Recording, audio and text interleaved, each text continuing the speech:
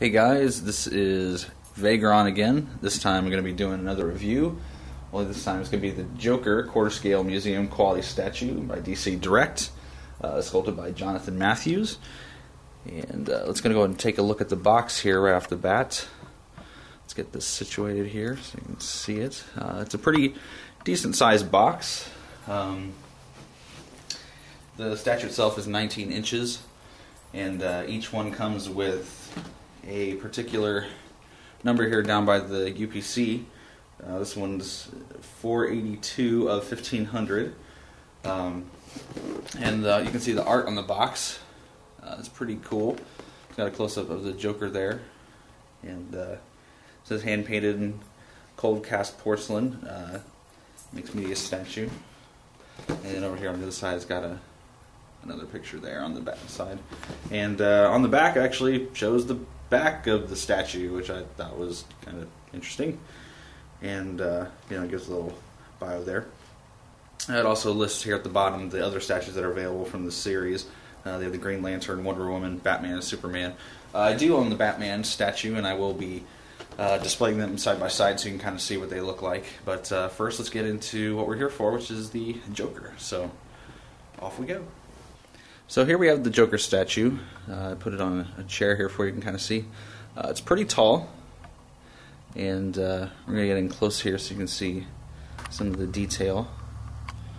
But very cool quality. I mean, comparative to even some of the other statues that are out there of the Joker. And of course, most notably, this statue is one of the first statues to come out since the Heath Ledger portrayal, so this is kind of a throwback more to the old comic style, which is a little more prevalent in the comic universe.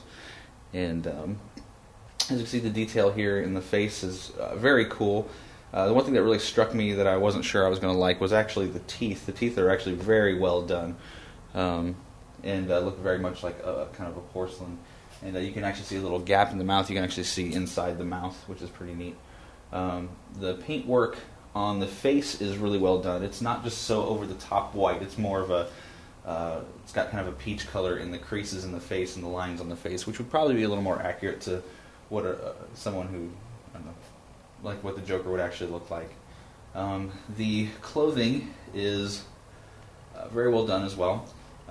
The jacket and the pants are actual cloth material. The shirt on the inside here and the vest is actually part of the porcelain. The bow tie is actually tied and mounted in there, and the flower on the side is stitched on. It is kind of a hard plastic or a porcelain as well. It doesn't feel quite like porcelain, but it could be. But the coat itself is again is cloth, and it's got the tails in the back, which is kind of neat. And the glove, very shiny, that is porcelain, as well as the green shirt here too. And I'm going to go ahead and turn him around here in the back. Something I thought was a really nice touch to the Joker is actually when you get back here in the back of his hairline, you can actually see little stitches of hair. Let me see if I can get in here real quick so you can see that.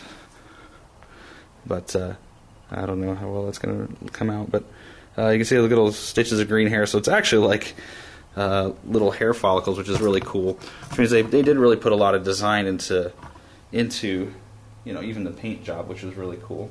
I actually kind of like to keep the collar a little bit propped up. I think it makes it look pretty neat. The pants have a nice pinstripe to them. Again, the gloves have a nice shiny look to them, so they actually look like they're kind of a silky cloth material, but they're not. The Joker statue actually comes in two pieces. Believe it or not. Here, we'll zoom out. That is not zooming out. Okay, here we go. The one thing that's really nice is when he came in two pieces. Batman came in three. Just be really careful with him here. But so the Joker statue here, he's got a square hole peg in his bottom of his shoe, which keeps him mounted. And his hand actually rests on the detonator for the dynamite bomb, which does give him a little bit more balance when he's actually standing there, which is kind of a nice touch. And we'll bring the base up here for you to see as well. The base here, again, is also feels like all porcelain, although this does actually look like wood. close, so I don't know. This may actually be wood. But very solid. And that's nice coil wires here, definitely metal. And they each lead to each stick of dynamite, or bundles of sticks of dynamite, which have little straps on them as well. And here's the metal peg which the Joker stands on. And he stands on a green kind of a tile floor there, which is also nice.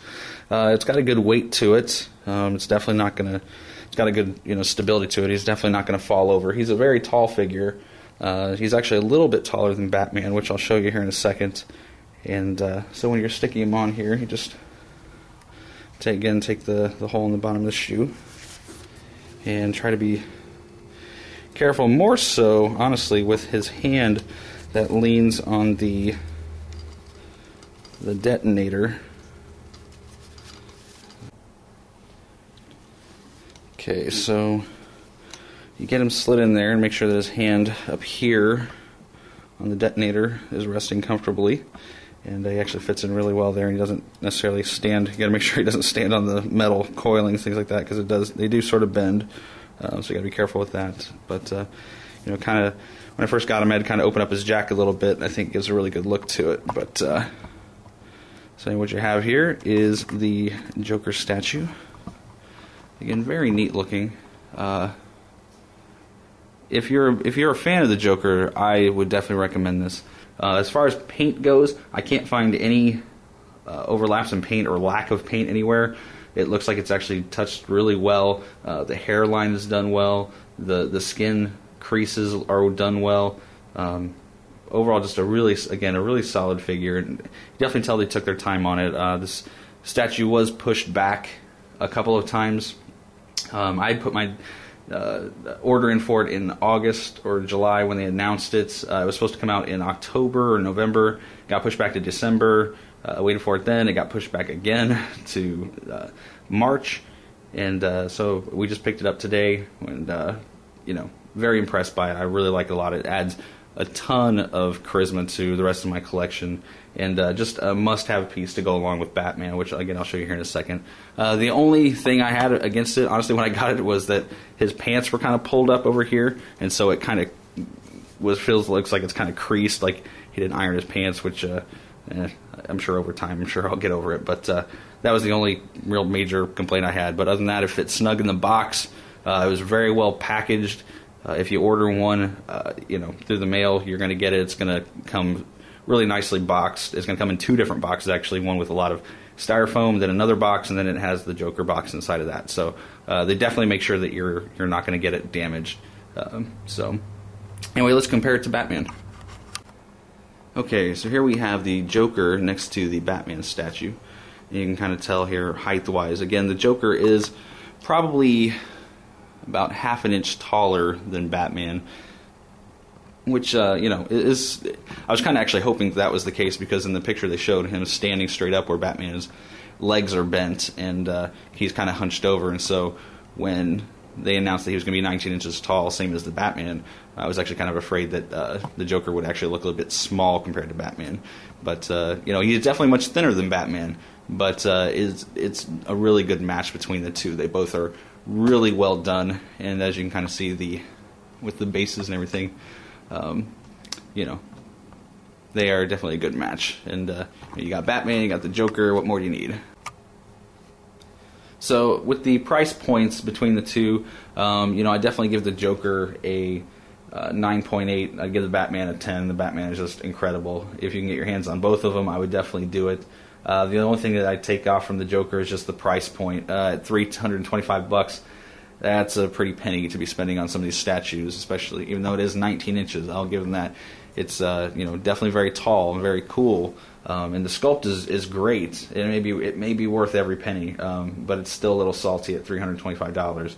And as inflation goes up, I think it's only going to get worse for a lot of when they come out with more of these. So.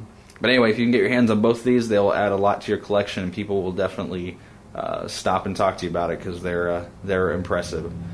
So 2 thumbs up to DC Direct for a great line of statues. So hope you enjoyed the review. Thanks.